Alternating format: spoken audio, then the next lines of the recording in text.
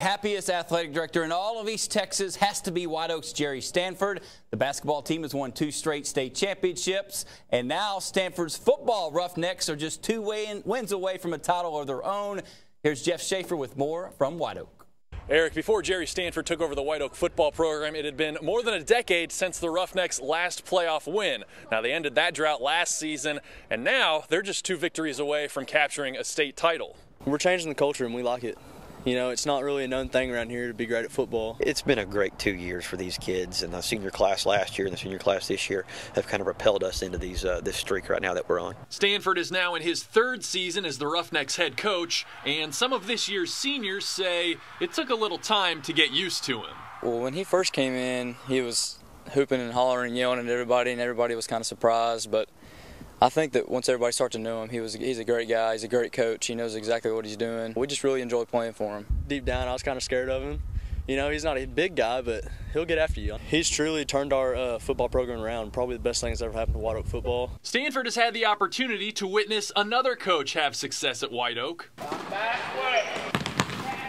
Ron Boyette is in his 23rd season coaching the Roughneck boys basketball team, which has won 2 straight state titles. Stanford says he has learned a lot from his basketball counterpart, while Boyette appreciates what Stanford does on the gridiron. But the biggest thing is he's taught kids how to work hard and compete at any level against anybody, no matter who steps on the floor with them. And we want that same mindset in football. Coach Stanford, he's a great X and O guy, and he's very good at picking up what the other team gives you and taking advantage of that. And the system that he's brought in has been a perfect fit. The football and basketball teams share several players, and the experience of winning state on the court has helped those Roughnecks during their playoff run on the gridiron.